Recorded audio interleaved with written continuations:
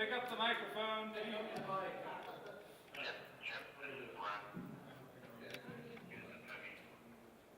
afternoon, everybody. How you doing today?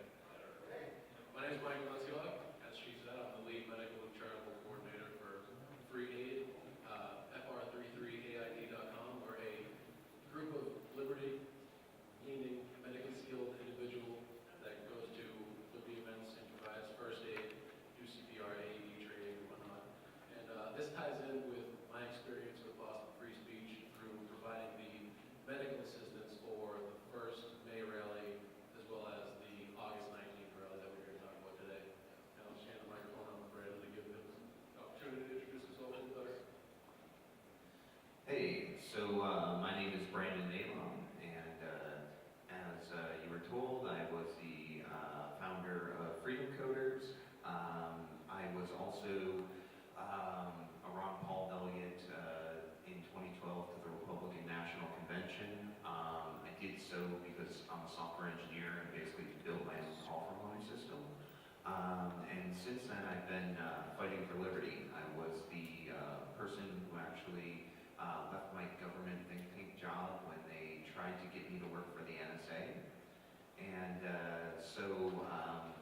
I think losing a job for liberty might be a common theme in my life. But we'll get to that. So I wanted to come today and tell you guys a little bit about the most crazy, insane, unbelievable experience, not in a good way, of my entire life. So how do we want to start this crazy train wreck of a story off? I think where we should begin is explaining who Boston Free Speech is. Basically, Boston Free Speech, their moniker as of late is all speech is free speech. That's basically what they believe. And they're an activist group of grassroots volunteers based in and around the greater Boston area, formed spontaneously by local students and concerned individuals. They stand for free speech in all forms from all sides of the political spectrum. They're a coalition of libertarians, progressives, conservatives, independents, and welcoming to all individuals and organizations that are willing to peaceably engage in the open dialogue about threats to and the importance of free speech. And this came about in response to the free speech events that were going on, mainly in California. Back in February of 2017, Milo was slated to speak at Berkeley. There was over $100,000 worth of damage done to property and individuals during that event. So at the beginning, the organization we were just a small collective. We didn't really have the name Boston Free Speech. That didn't come in until about August. We were loosely associating the name New England Free Speech Movement.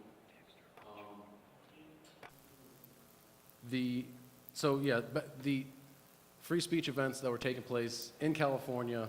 February, there was the Milo event. There was a March for Trump in Berkeley on March 5th. And then April 15th, commonly known as the Battle of Berkeley, or in Berkeley, California, where leftist Antifa agitators were using violent tactics to shut down individuals who were there to exercise their protected First Amendment right of free speech by using bricks, M80 explosives, pepper spray, etc. After that event, we immediately began organizing our event for May 13th of that year.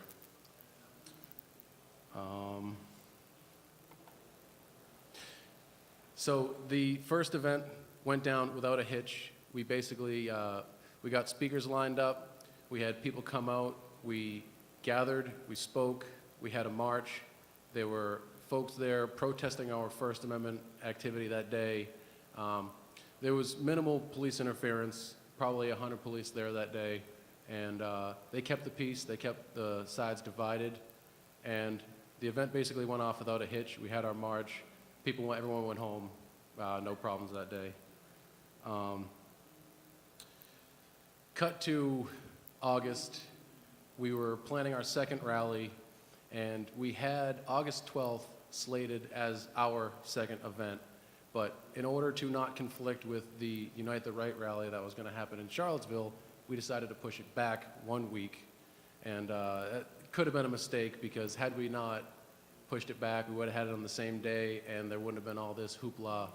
Because as we all know, the events that happened in Charlottesville, 3 people lost their lives, there was conflict, the government in Charlottesville was either complicit or coordinating events to go down the way they did that day. Basically, so that was August 11th, they had their torchlit rally or whatever, and then the 12th, they had their not rally.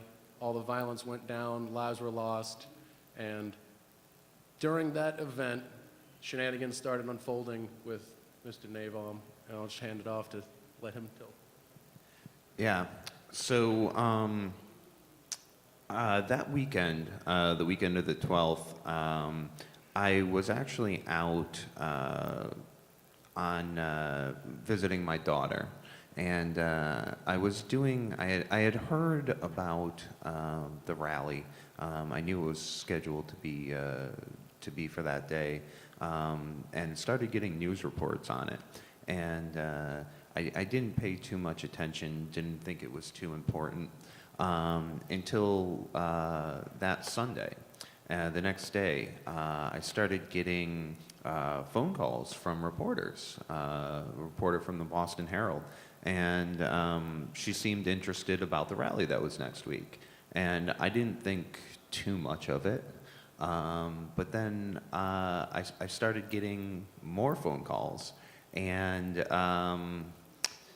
one of them was from my employer. And on a Sunday, they called me up and they said they heard that I was a scheduled speaker at the Boston Free Speech rally, and they wanted to know if it was me or if it was somebody else. I told them, yeah, that was me. And they said, don't come in to work tomorrow, you're fired. And so before I even knew what had happened to me, I had lost my job, and not only that, but very shortly thereafter, I had my personal information exposed. I started receiving death threats, and some of the most hurtful and unimaginable things, that I got caught up in this whirlwind before I even knew what was going on. And as it turns out, basically what had happened was, this is a pretty straight line, Mayor Marty Walsh actually came out after Charlottesville and made some pretty inflammatory statements about not only the organizers, the attendees of the Boston Free Speech rally, and basically likening us to Charlottesville, and connecting these two pretty much for his own political purposes. And do you want to say something on that? So this is basically 1 full week before our scheduled event on August 19th, and the entire week leading up to that event was chaos. The people who started the Boston Free Speech are just kids who are still in college and some concerned citizens who wanted to lend their support. The kids were in over their heads after the Charlottesville attacks happened. They were getting calls from mainstream media left and right, and they were basically dropping the ball. They didn't know what to do. So a few other individuals who had done these things before came in, tried to correct the record as best we could one day after, when a Snopes article came out that said Jason Kessler, the organizer for the Unite the Right rally, was the permit holder for the August 19th Boston Free Speech rally, which was not true at all. And this was the first iteration that we can tell that likened Charlottesville to Boston Free Speech rally. After that occurred, it was basically trying to correct the record over and over with media pile-on happening.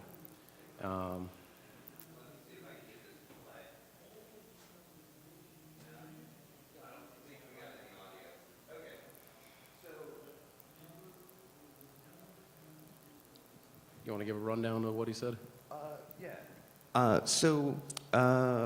Basically what I found amazing was that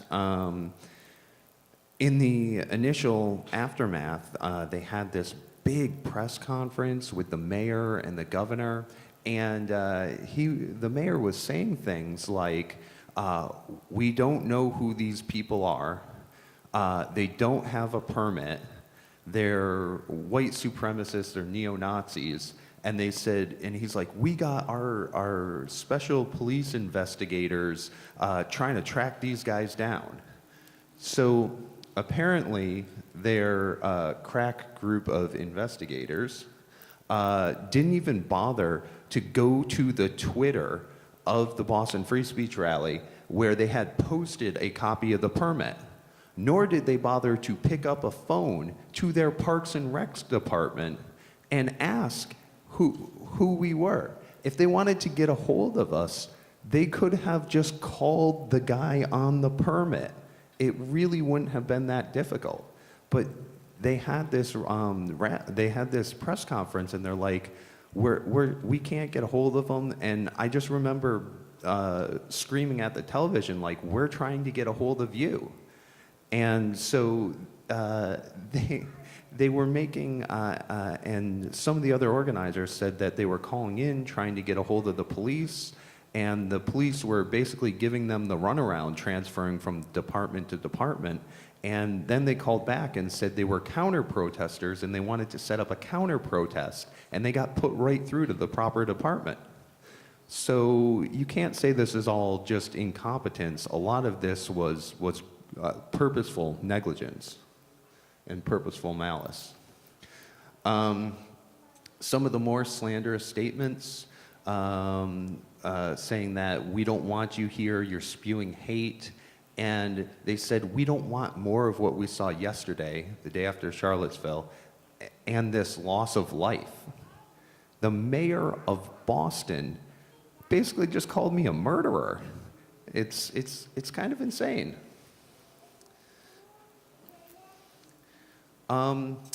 Here was kind of one of the nasty parts of this. So when this happened, when I was fired from my job, I refused to tell who my employer was. A lot of people were interested about this. And I said that, you know, as a libertarian, I agree with, or I believe in my former employer's right to disassociate themselves with whoever they choose. And some people were kind of shocked by that, but I made this principled stand. And the only way people found out who my former employer was that people were tweeting to my employer, getting the response back from them that I was fired, and then tweeting that to me, being like, haha, I just got you fired. So that kind of should show you just kind of the mentality of these people who are going to, you know, basically digitally hunt you down and try to take you out. So on that point, you're talking about these individuals. You were on the Tom Woods episode, right? And you were discussing this in particular. And the two individuals, I'll go ahead and name them, Doug and Bethany, were these two people you were talking about during that episode. And you said Doug was Mr. Lead Nasty Graham, and Bethany was the left gay rights activist blogger who was very progressive. You decided to pull out of the event because it was the right and respectful thing to do. And so you teamed up with these individuals going forward after you had your livelihood taken from you.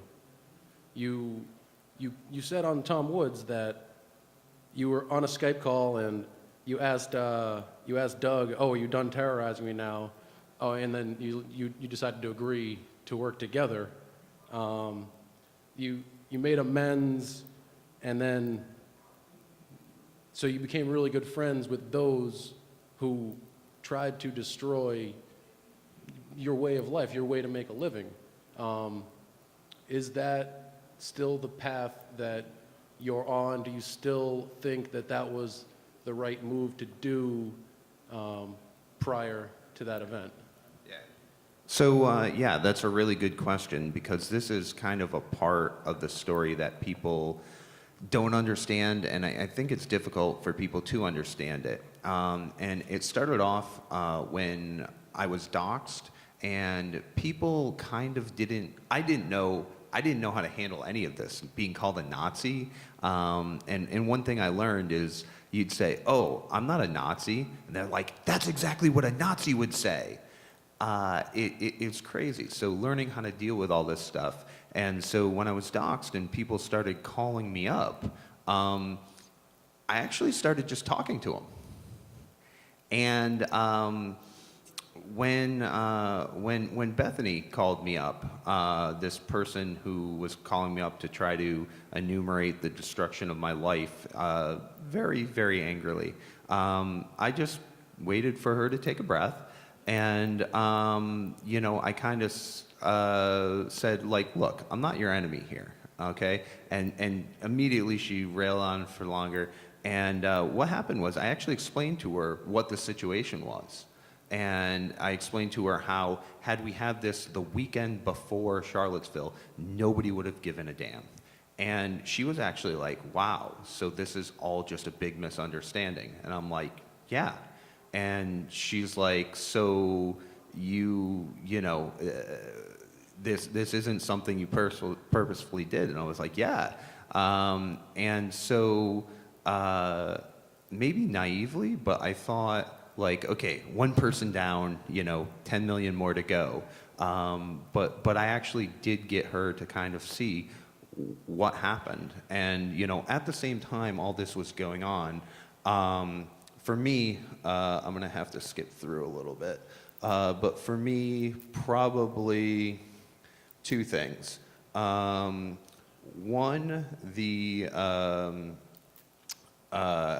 this guy, Baked Alaska, he was a speaker down at Charlottesville, and before he was able to speak, somebody sprayed something in his eyes. And at the time, that Monday, Tuesday, they thought he was going to be permanently blind. And the responses to that, the hatred and the vitriol, and I've got pages and pages of this stuff, people joking at this guy being blinded. It was horrific. And that coupled with, this one.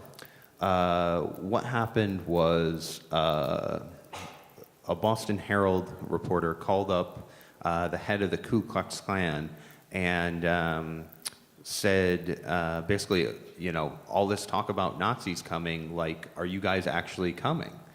And of course, the title of the headline, Ku Klux Klan to attend Boston rally. If you look at the article, kind of the subtext of it, is they probably called this guy up and he had no idea about this rally.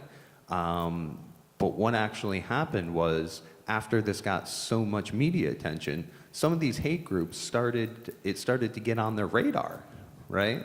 So we actually had the very real possibility that all of Marty Walsh's lies and slander could have come true, right? It could have been a self-fulfilling prophecy where, had some Nazis shown up, had there been a big battle, it would have all been caught on tape and we would have gotten blamed for it, and they would have said, see, they were Nazis.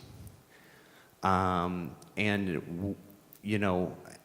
a free speech activist, as a liberty activist, I thought very much about, what I have the right to do and what I don't have the right to do. And, I do have the right to put myself at risk, but I don't have the right to put others at risk. And I do have the right to do something that may tarnish my reputation, but I don't have the right to tarnish the reputation of liberty and free speech.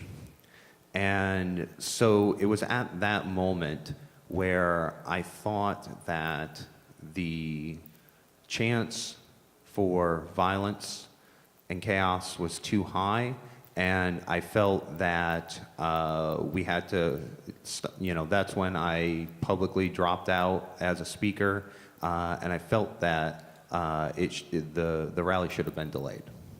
Not because of what we did, but because of the lies that Mayor Marty Walsh had spread. Yeah, just basically to reiterate, Mayor Marty Walsh went on a tirade, basically claiming that the city stands for tolerance, unity, and equality, and we came out with a press release that week basically stating just that. We're there to protect the free speech, the First Amendment rights of every individual to speak their mind freely, free from political violence or threats thereof, simply for speaking your mind.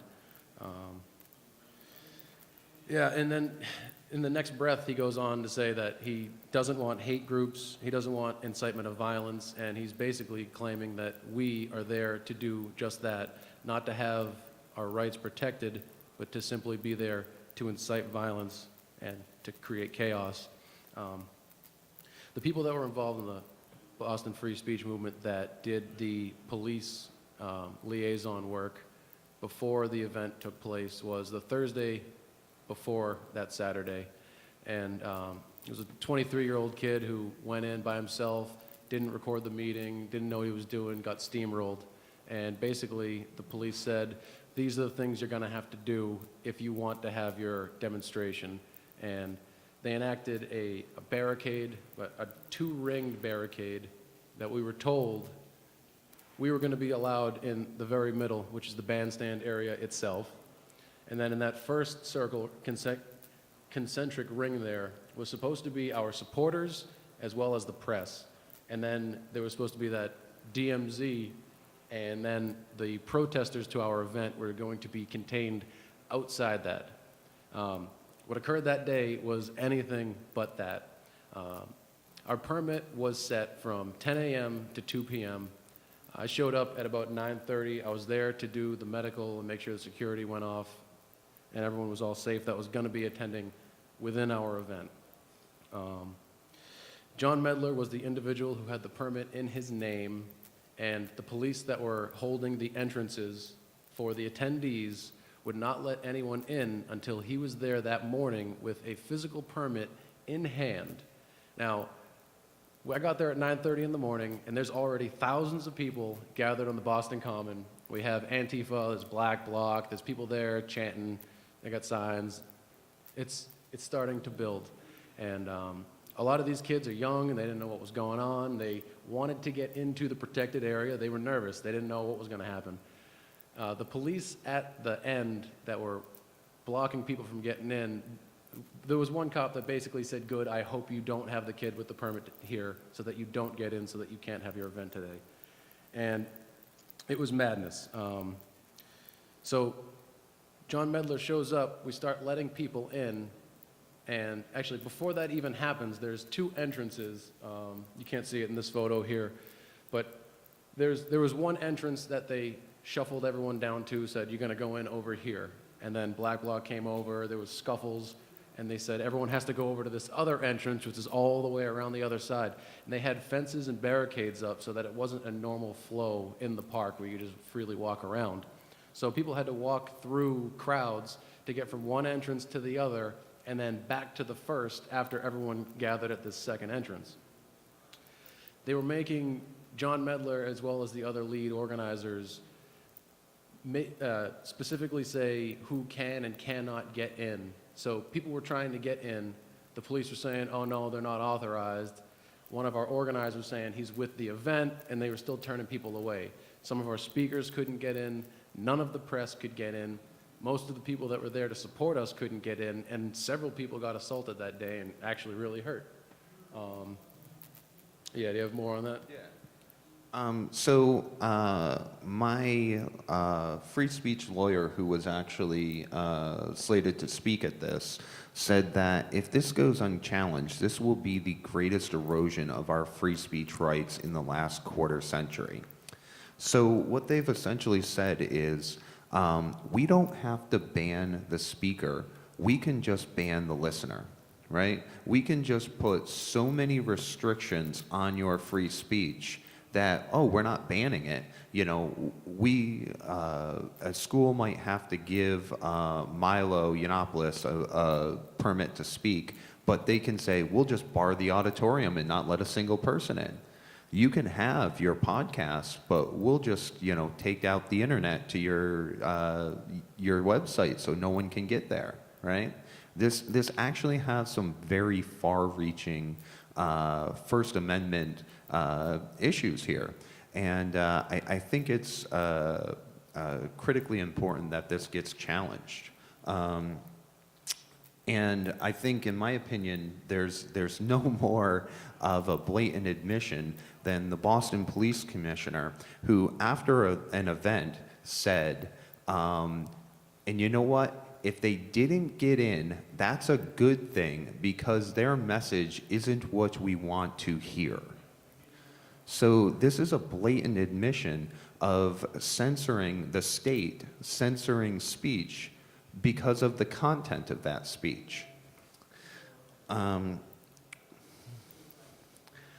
You know, there were repercussions to this. This is one of the free speech organizers. He was at a later event, he was attacked and hospitalized and almost had to almost had to get reconstructive surgery because he broke a bone in his face, amongst many other things. So there are some real repercussions to what Mayor Marty Walsh said. You know, not just my job, but also people's safety. And we're actually, as bad as it was, we're actually quite lucky that no one got further hurt and no one died. Yeah, I mean, so backing up, bringing it back to the day of August 19th, the few speakers that were allowed to get in, all of their speeches are readily available on YouTube. You can look it up, Boston Free Speech, that date, and they're all there. Anyone who's looking for the truth on the matter, the information is readily available, and those who wish to remain ignorant are choosing to do so. A lot of people just go along to get along. They get fed whatever the mainstream media tells them, and they just take it at face value without questioning it. They have too many other things to worry about in their lives. But, yep, go ahead. And I would say the two biggest things that just make this unbelievable when you hear this whole story versus, you know, what the media says, and we all know about media bias, but to be someone who was interviewed by just about everybody and have them hear what I said and then hear the bias that they were slaying, nobody pointed out the fact that, see this guy at the top of the flyer here? His name's Shiva Ayadurai, and he's running for U.S. Senate in Massachusetts. He's also an Indian American. So let's think about that. They said that a rally that had a brown-skinned man as the keynote speaker was a white supremacist rally. I mean, it's almost like facts don't matter. And even the Anti-Defamation League came out the Monday after Charlottesville and said that the Boston rally, unlike the Charlottesville rally, was not a white supremacist gathering. I mean, these guys are the subject matter experts on this thing. And yet, it's just like, I felt like I was the crazy one. None of this mattered, none of the reality, facts didn't matter. So what I finally did in the end, my only recourse, was to actually sue the mayor of Boston for $100 million. And I guess my hope is that finally that will get someone to listen. And if this is successful, I mean, if nothing else, it will give us the ability to make Marty Walsh accountable under oath and get up there on the stand and say exactly what he did. Sorry to make the timeline go back and forth, but bringing it back to the day of, those of us, so some of us got into the bandstand. Some of us were able to speak. The events were going, we started our speeches at about noon, and about 45 minutes after that, the police came over and said, the protesters are arriving, and you have to either come with us now and be evacuated, or we cannot guarantee your safety. The key players in the protest movement are Monica Cannon Grant and a Cambridge Black Lives Matter leader, and they started this thing called Fight Supremacy. What they were trying to do was create a false enemy, a ghost enemy, something that they can be opposed to that doesn't actually exist, so that they can fundraise and put out messages of their own organization, etc. This was all a cleverly constructed attempt, or not an attempt, this was all coordinated by the police department and the emergency services, because the way it went down, it's clear now that the only way it could have went this way has been if it was planned entirely from the top down. There were leaders with the city that led the protesters, 45,000 triggered, from Roxbury, marched down to Boston Common, and they knew the timing that they were going to be arriving.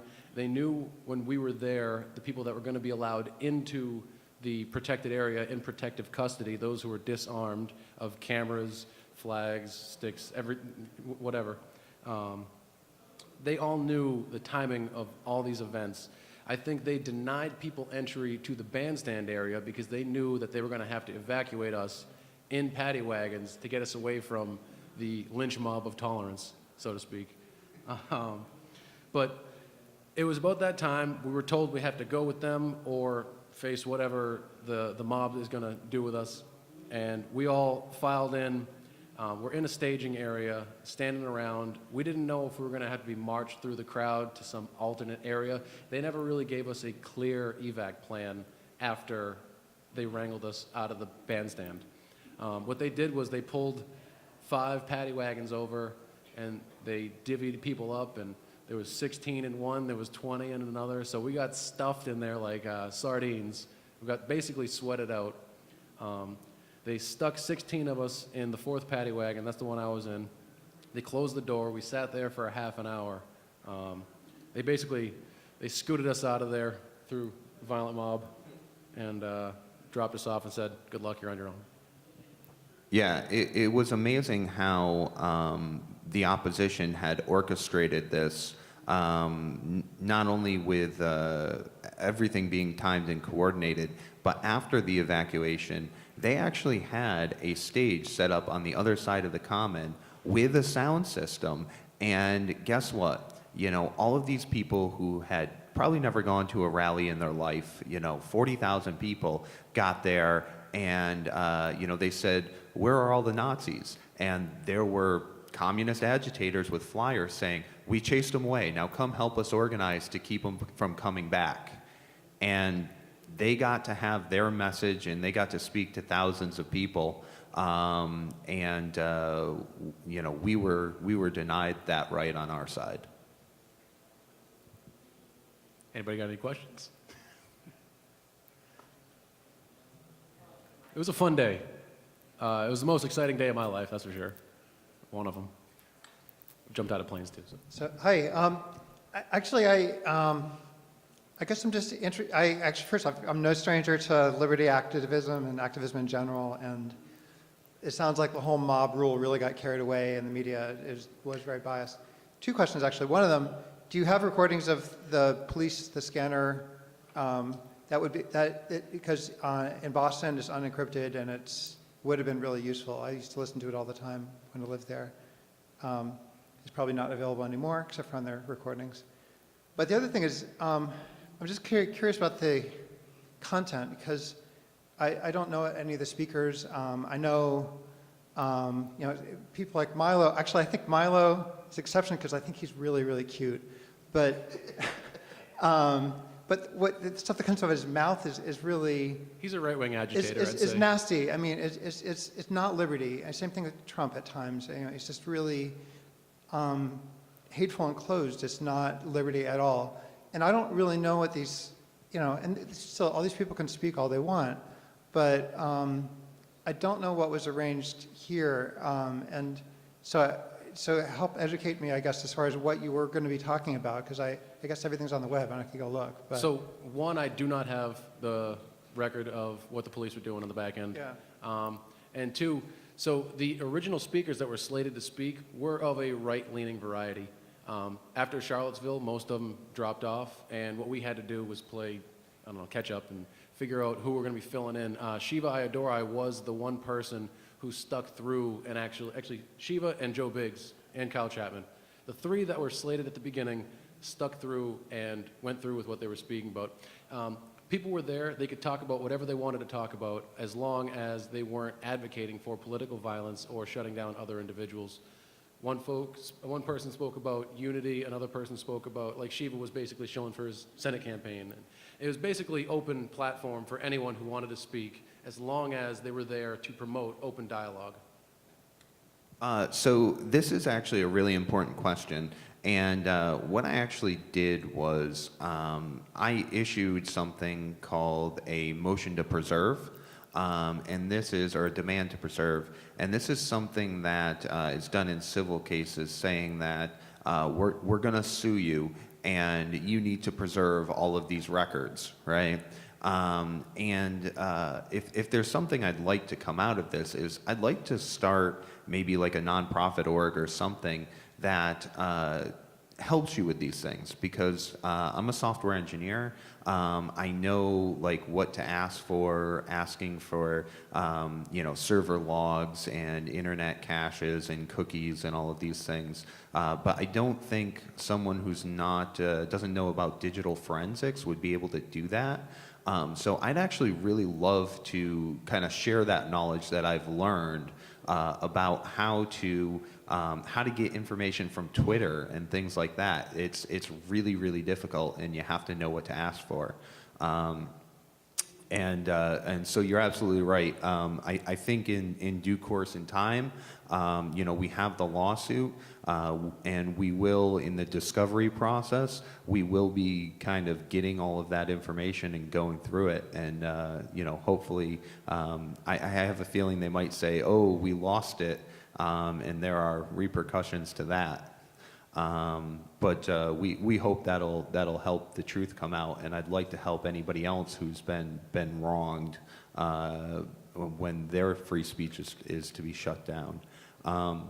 As far as the speakers, there were a few things that made connections. So, and I want to be very clear about this, because no one who organized Charlottesville organized the Boston rally. No one who spoke at Charlottesville also spoke at Boston. No groups were the same groups. But one of our keynote speakers, Gavin McGinnis, was originally slated to be at the was originally slated to be at Charlottesville, and after he realized that the rally had a flowery term, "Unite the Right," and after he realized that maybe some of the organizers weren't people that he wanted to associate with, he pulled out of the event a couple weeks in advance, and people just didn't bother to see that had happened. They started making associations. People tried to say that I was down at Charlottesville. They thought I was this guy. And I mean, come on, a white suit. I mean, I'm a software engineer, but I'm not that tacky. I mean, it's bad enough when people thought I was James Weeks.